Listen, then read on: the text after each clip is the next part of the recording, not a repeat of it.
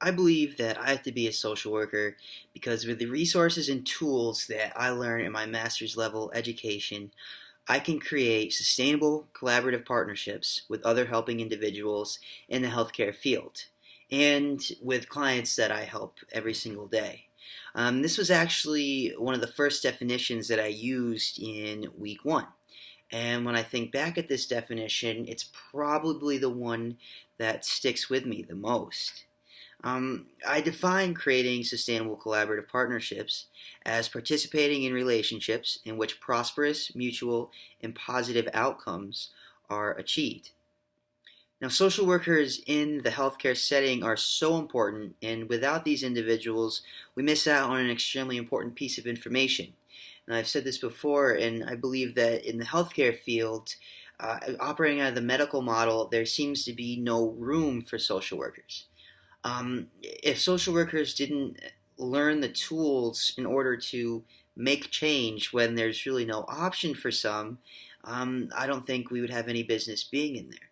But since we are social workers and we do learn these resources to empower and advocate for our clients and other staff, it comes as a really, really big help.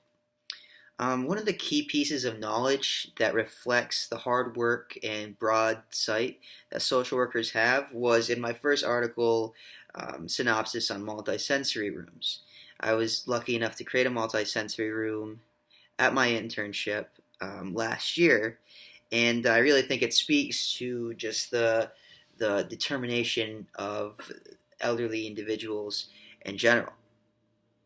And the quote was that despite dire consequences of dementia, people with dementia can still learn in relation to classical and operant conditioning.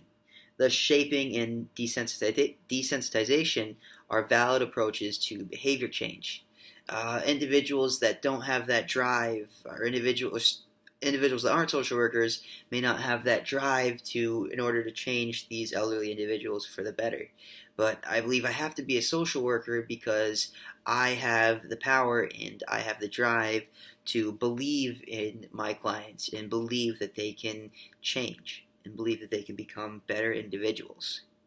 And another definition that really drives me, and I think should drive all social workers in general, is the empowering theory.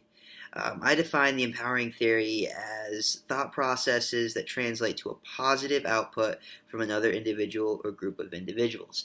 And as I stated, in any kind of field, if you're a social worker that's not just in a social work field, the empowering theory might be the most important because if we don't empower other clients, if we don't empower other staff members and professionals to advocate for their clients in a positive and person-centered way, using the person in environment theory, then we will not be able to let these individuals be the best people that they can be. And I think there's also one more definition that really sticks with me and why I think I have to be a social worker, and it seems kind of simple, but it's the diversity. I define diversity as having the utmost understanding and scope that allows for the maximum number of individuals to be happy.